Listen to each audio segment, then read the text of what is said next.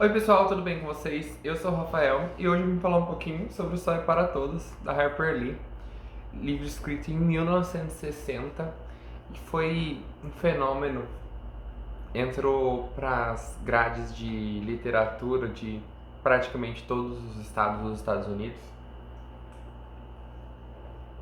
saiu recentemente de alguns deles, mas que ainda é um clássico. Bom, O Sol é para Todos ganhou o prêmio Pulitzer de literatura aí em 1961 e em 1962 ele foi adaptado e ganhou, foi adaptado para o cinema, foi indicado a 8 Oscars e ganhou 3. Então isso ajudou a sedimentar o que a gente conhece da fama desse livrinho. Bom, em português a gente tem esse nome, né? O Sol é para Todos, mas em inglês a gente tem o título original dele é To Kill a Mockingbird. E esse To Kill a Mockingbird tem, ele é um pouco mais dúbio do que seria uma tradução. A gente não consegue fazer uma tradução tão literal assim. E eles preferiram traduzir para O Sol é para Todos. E aí esse nome ficou consagrado, acho que registrado, e aí em todas as traduções desse livro que você ter, você vai ter como O Sol é para Todos aqui no Brasil. E ele foi traduzido pela Beatriz Horta nessa edição aqui da editora José Olímpio. Bom, o To Kill a Mockingbird, como já bem disse, ele tem um sentido um pouco mais dúbio, porque esse To Kill a Mockingbird pode ser traduzido como matar um mockingbird, que é um tipo de passarinho, ou matar um passarinho, né? O to kill, ele é a forma, vamos dizer assim, infinitiva do verbo, então, enfim, você não consegue ter muito. E fica meio dúbio, né? Como assim? Que livro é esse? E aí, Só é para Todos já é uma coisa mais assim, esperançosa, né? Hoje, nos dias atuais, uma coisa mais de até papo de coach. Mas enfim. Bom, basicamente, esse livro aqui vai acompanhar a nossa querida Scout, a Jane Louise, nos seus primeiros anos de escola. Então, basicamente, uma garotinha que tem aí 6 anos e ela vai começar a ir para a escola e a gente vai acompanhando isso. Além disso, a gente vai acompanhar ela vivendo nessa cidadezinha chamada Macomb, no Alabama, uma cidadezinha fictícia, e a gente acompanha também as férias dela. A gente vai acompanhar aí mais ou menos uns 3 anos da vida da Scout, convivendo com as pessoas à sua volta. Até anotei aqui pra gente não esquecer de falar nada. Então a gente vai ter nesse livro aqui alguns personagens principais. A Scout é a narradora, e veja bem, a gente não consegue dizer de fato quantos anos ela tem quando ela narra esse livro. A gente não consegue ter necessariamente essa visão. O que a gente tem são marcas textuais de que ela já refletiu muito sobre esse tempo que ela viveu. Então a gente pode pensar que ela já é uma adulta que está narrando esse processo de transformação, mas a gente inclui aqui marcas de oralidade das próprias crianças ali do sul dos Estados Unidos nos anos 1930, que é quando se passa essa história. É uma história que acontece pós Grande Depressão, e a gente consegue perceber essas reflexões que a narradora vai fazer sobre as situações que ela apresenta pra gente.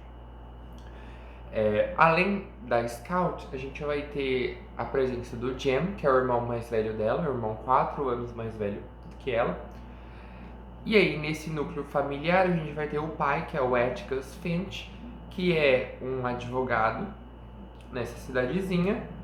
E também nessa casa, uma pessoa que está muito presente é a Calpurnia, que é a babá, a cozinheira, governanta, que é negra e trabalha para o Atticus nessa casa. A mãe dessas crianças morreu quando a Scout tinha mais ou menos 2 anos, então ela é uma criança que cresceu sem a mãe. E a gente vai entendendo então um pouco sobre como ela cresceu nesse lugar. Além disso, a gente vai ter a presença marcante, praticamente durante o livro todo, de uma figura chamada Jill, que é basicamente o neto da vizinha, que passa basicamente as férias ali em Macon. E a gente não tem muitas informações sobre a família desse Jill de fato. Insinua-se muitas vezes que ele não tem família, ele é uma criança que inventa muito sobre a sua história familiar, então a gente não tem uma confiabilidade muito grande. Pensa-se, inclusive, dá a entender pra gente que é leitor, que ele mora um tempo com cada parente, a gente não entende muito bem isso, mas o fato é que ele passa as férias ali em Macon. E veja só, essas três crianças, elas têm uma infância muito livre, feliz e distinta das outras crianças daquela região. O fato do Atticus ser advogado permitiu que essas crianças soubessem ler muito antes de ir para a escola.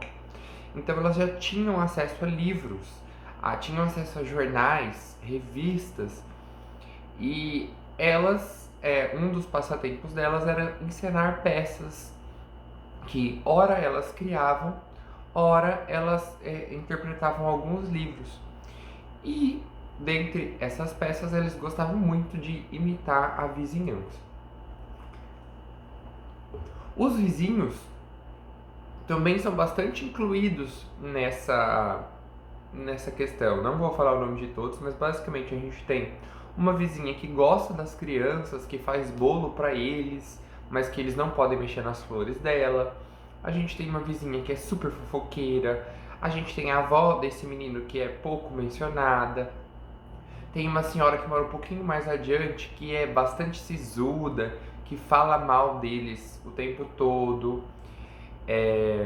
E os vizinhos dos Finch são uma casa em que a casa é meio mal cuidada e você não vê muito as pessoas que moram nessa casa. O pai da família costuma sair e voltar ao meio-dia, ele fica meia hora fora e o restante do dia a casa fica totalmente fechada. E aí as crianças têm um imaginário sobre quem mora nessa residência.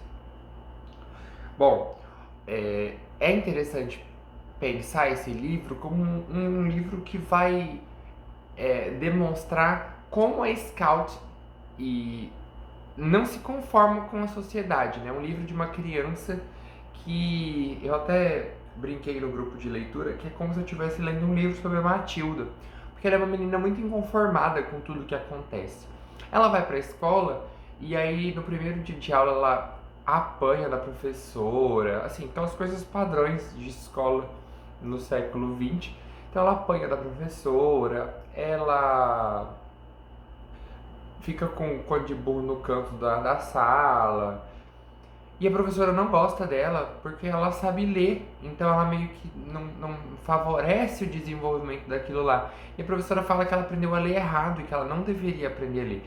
E muito menos ler, ela não deveria aprender a escrever, que ela já sabe, porque as crianças só podem aprender a escrever no 3º ano, veja só. Então a Scout, querendo ou não, fica inconformada com a própria escola. E ela faz um acordo tácito, vamos dizer assim, com o pai, para ela continuar lendo em casa e na escola ela fingir que ela não sabe ler. Então o Atticus ele fornece, vamos dizer assim, aspectos de cultura muito interessante para essas crianças. Então elas são crianças que questionam o mundo. A primeira parte basicamente vai se resumir a isso, a gente acompanhar essa infância dela com 6 anos. E dali um tempo a gente vai dar um pequeno salto no tempo, principalmente entre os verões, e a gente vai desenrolar a segunda parte do livro, que é basicamente um atrito das crianças e da família Finch com a sociedade. Uma pessoa acusa um negro de ser de tê-la estuprado, uma moça, e essa moça é branca, mas é uma família paupérrima que assim tem pouquíssimos recursos. O pai não trabalha, todo mundo, assim, analisando friamente, percebe que é uma história meio fria, mas, como eles são brancos, a palavra deles prevalece em detrimento da palavra do Tom, que é o moço acusado. E basicamente o pai dessas crianças é selecionado como advogado desse caso e ele decide defender então o Tom. Só que todo mundo da cidade vê isso como uma coisa extremamente problemática, ele não deveria estar fazendo isso. E ele enfrenta isso e as crianças também têm de enfrentar. Então, em todos os lugares que eles vão, as pessoas falam mal do Atticus, falam mal das crianças. Uma tia deles veio morar com eles por um tempo para tentar ajudar isso tudo, mas ela não ajuda muito. E no meio disso tudo a gente tem o Jem virando adolescente, então tem uma cena que ele mostra os pelos dele para a irmã dele com muita felicidade. E ela fala, ai, eu me esforcei, mas eu não vi nada. Então a gente vai tendo o processo dele virando adolescente, né? Adolescer. E enquanto que ela ainda é uma criança muito pequena, ela vai ter aí uns 8 anos para 9 no final da história, mas a tia força com que ela seja uma moça, porque ela vivia bastante livre nesse ambiente.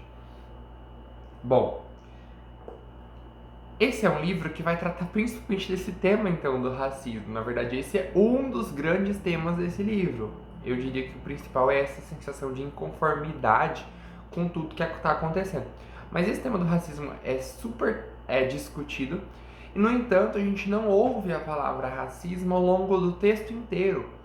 Isso não é abordado de forma específica. A gente vai ter então essas cenas, algumas reflexões sobre isso está estranho, mas isso não é realmente discutido a fundo, no sentido de dar nome àquela cultura toda, porque isso era o que era em 1930, era uma cultura.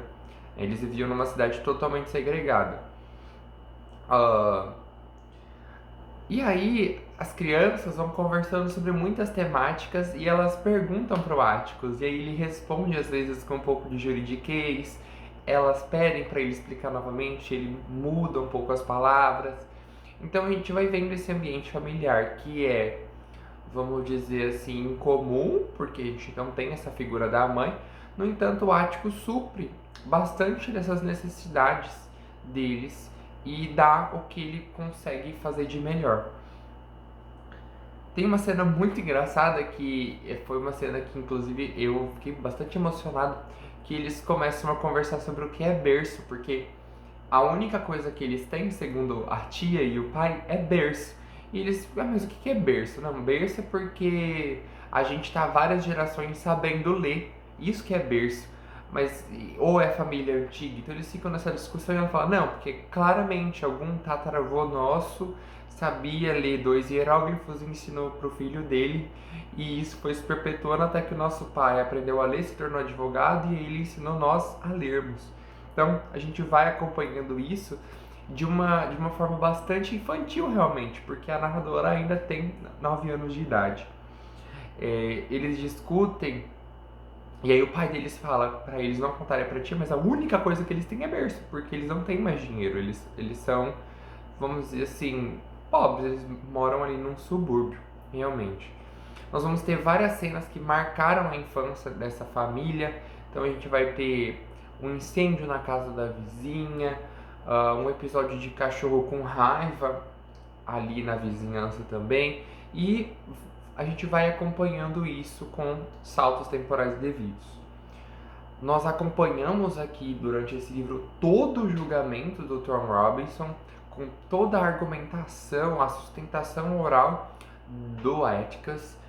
A gente percebe que friamente não existem provas que definam que o Tom fez ou não fez, mas as pessoas acreditam na palavra dos brancos. E a gente vai discutindo profundamente ao longo dessa história toda sobre a ética e a moral, sobre como o Atticus faz o que ele acha que é certo para dar moral, para ensinar alguma coisa para os filhos dele, não com falas, mas com ações. E isso é muito bonito. Ele conversa com os outros adultos sobre o fato de ele fazer aquilo para que ele possa olhar com com veracidade, com paz de espírito nos olhos do filho quando ele for ensinar alguma coisa. Porque não basta falar, tem que fazer. E ele tem esse caráter aí bastante, que fica bastante pronunciado ao longo do livro. É um livro muito legal. No fim, a gente vai ter meio que o pai dessa menina que foi, que acusou o Tom.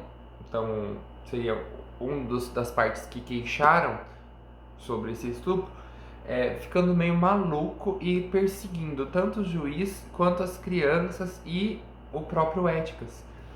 E aí a gente vai ter basicamente um desenrolar que vai acontecer bem no fim mesmo. E eles solucionam a questão de uma forma que você não... que fica claro, mas fica no subtexto.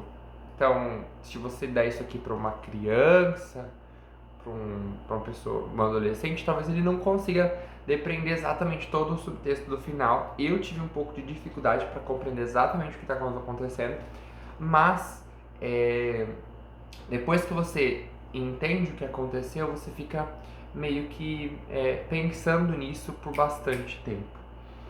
É um livro maravilhoso, indico para qualquer um. O começo, gente, vou te dizer para vocês, as primeiras 30 páginas foram meio sofridas. Por quê? Porque é uma criança falando, então ela é bem verborrágica. Então ela vai falar sobre tudo que ela quer falar, ela fala. Então ela vai falar numa frase da vizinha, daí na outra frase ela já fala da casa dela, fala quem que é o Jill. Mas depois de um tempo você pega esse fôlego. E é um livro que se lê super rápido. Eu li ele em 3 dias, assim. Eu comia as páginas, porque depois que você entra nesse mistério, vamos dizer assim, não nesse mistério, mas nessa labuta, nessa história realmente de defender essa pessoa, fazer essa sustentação e ver os desenrolares do processo, isso não tem preço. Você fica com, assim, são 3 páginas de depoimento em tribunal e é maravilhoso, vale muito, muito a pena. E, bom, é isso. Leiam To Kill a Mockingbird, Harper Lee, só para todos. A Harper Lee morreu em 2016, em 2015 ela publicou vamos dizer assim, um segundo livro, uma continuação do Sonho para Todos, que pretendo ler em breve. E assim que eu lê-lo, vamos deixar vídeos assim que eu vou ler, nós vamos deixar aqui os vídeos no canal. Vejo vocês no próximo vídeo e tchau, tchau!